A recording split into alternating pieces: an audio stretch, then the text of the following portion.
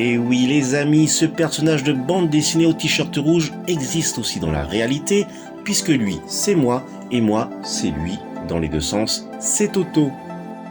Et ma fille, Vaiana, en est l'héroïne, tout comme ici avec son adorable petit bichon, Poindy.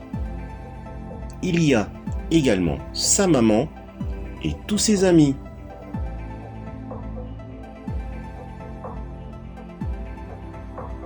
Ainsi, à travers cette vidéo, je souhaiterais aussi vous faire partager ma chambre de méditation, mon univers.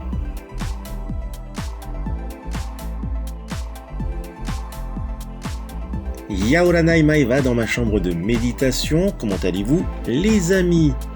Dans cette vidéo hors série numéro 115, il y aura de l'unboxing, mais je vais une fois de plus, comme dans ma review part 15 de Goldorak Fan Club, vous détailler les taxes à payer pour les îles du Pacifique Sud lors d'un retrait de colis provenant de la France, de l'Europe, des USA, de l'Australie ou de la Nouvelle-Zélande.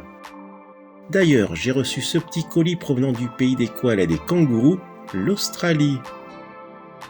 Voyons ainsi de plus près ces taxes et ces frais supplémentaires qui s'ajoutent merveilleusement bien à la totalité de cette commande, c'est-à-dire sur le prix du ou des articles, plus les frais d'envoi.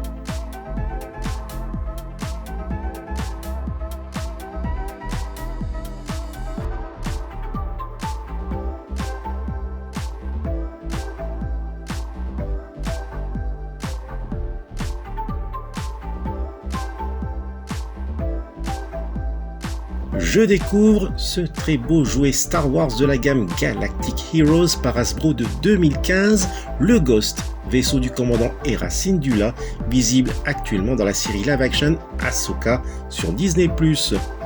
Il y a deux personnages, Ezra Bridger et Chopper de la série animée Star Wars Rebels. Attention, spoiler, baissez le volume du son. Ezra nous revient bien dans l'épisode 6 de la série Ahsoka. Un petit tour de la box, le fantôme est vendu séparément du Ghost. Et voici au verso un magnifique playset à découvrir à bord du Ghost. Les autres personnages ne sont pas inclus dans ce pack.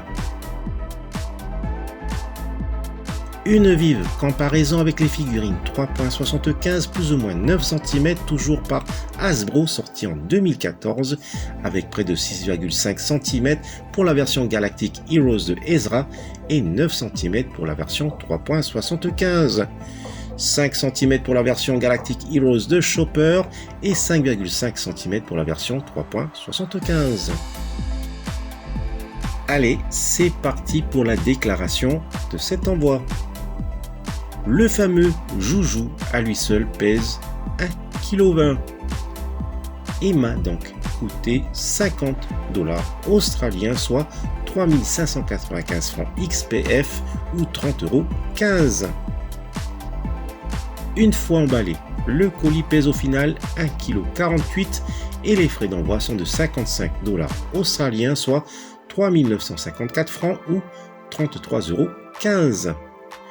Au total, cela fait 105 $ australiens, soit 7559 francs ou 63,30 €.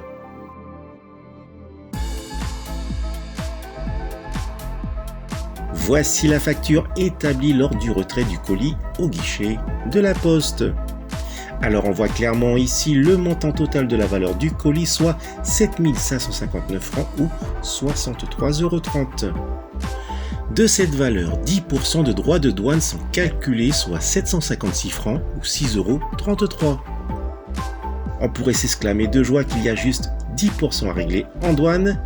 Eh bien non, ces 10% doivent s'ajouter à la valeur du colis, donc 756 francs plus 7559 francs, soit un total de 8315 francs ou 69,63 €. Et c'est à partir de cette addition qu'opère la magie des 22% de la taxe générale sur la consommation, comme la TVA, soit 1829 francs ou 15,30 €. Après un savant calcul, tout un art, Les 756 francs s'ajoutent une seconde fois aux 1829 francs, soit 2585 francs ou 21,63 €. On aurait pu penser payer au final 2585 francs ou 21,63 € de taxes. Eh bien non.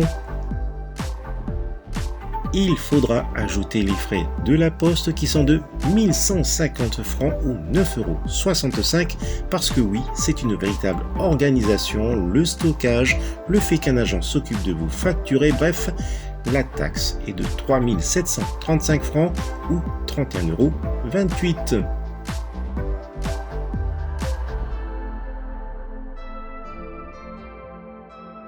Voilà, c'est près de 50% de taxes. C'est pour cela que je dis à certains de mes amis collectionneurs métropolitains qu'un jouet, quel qu'il soit vendu en France, c'est presque donné. En somme, ce jouet a coûté au total 11 294 francs ou 94,58 €. La taxe de douane varie et s'applique selon la catégorie de l'article. Tout ce qui est culturel, CD de musique, bouquins, seule la TGC s'applique. Ici, c'est un colis par la poste. Par contre, par DHL, UPS, c'est près de 70 à 100% de taxes. Voilà les amis, se termine cette vidéo hors série numéro 115. Je vous dis à bientôt pour une nouvelle vidéo.